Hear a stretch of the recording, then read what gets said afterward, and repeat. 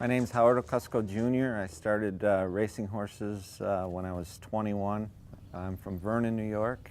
I was born and raised here. I started riding when I was about 14. My dad, introduced me to it, and my grandfather raced before him. My dad moved down here and took over a stable, and our whole family grew up in the horse business.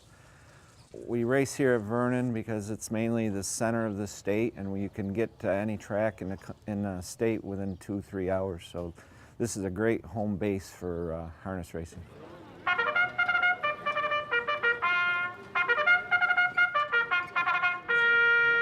If you go up in the grandstand on a Thursday night, you'll see kids up there playing, families. You look back at the mountains behind the track, and it's just a beautiful setting. For a free evening of entertainment, I think Vernon Downs is probably the nicest place to take your family to watch.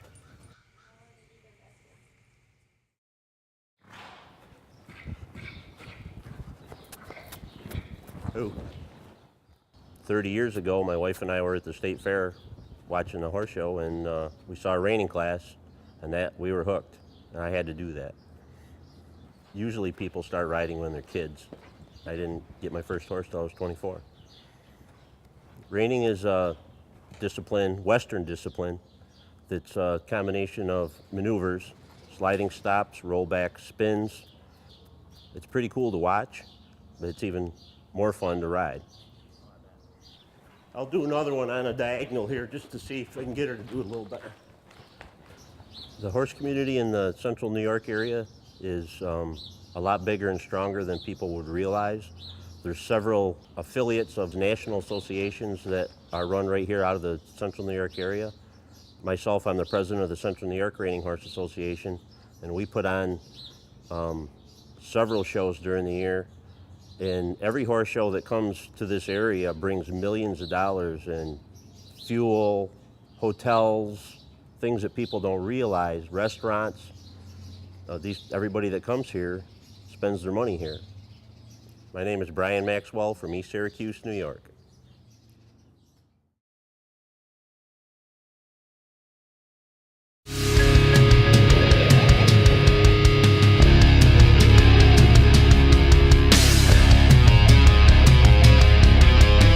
I think Subcat is a very artist-friendly environment. We're all musicians ourselves. We have a tendency to get actively involved with our projects and really kind of internalize what the bands are trying to do.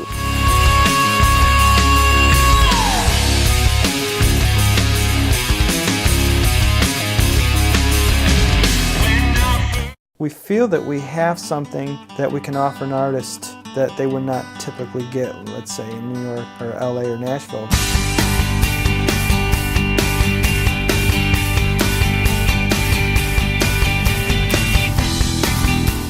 They're very intuitive spaces, very easy to maneuver through, very pleasant, and when you walk in and you close the door, you can clearly tell that you're in an unusual space, very pleasing space.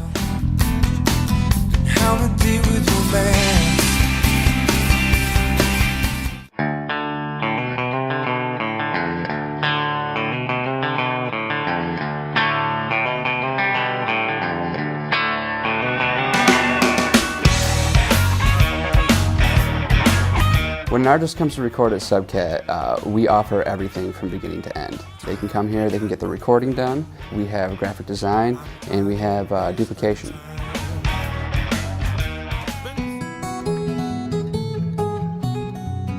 The outboard equipment that we have here at the studio gives an artist a wide range of options. It kind of expands the palette of sounds that you have to work with when you're making a record. When it comes to microphones, we have all the bases covered. We can achieve any type of sound an artist could be looking for. You won't leave me, that's okay. I'm not gonna stand in your way. You don't love me, that's the truth. So I can't hold a grudge against you. We have a cafe on premises that people can go and eat in. And we are just around the corner from Syracuse's nightlife. We have great restaurants, anything you're looking for, right here within walking distance. Up on the 3rd floor, there's 2 rentable apartments that have their own kitchens, their own dining rooms, their own bedrooms. You know, they're beautiful. They're absolutely gorgeous. Justice, but it helps me get through the night. Now they're in the same building, obviously, with the recording studio, and they can track until 2, 3, 4 in the morning.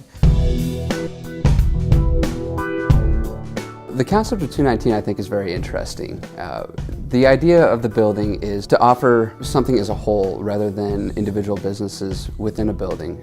We are all working together to create sort of a creative artistic complex.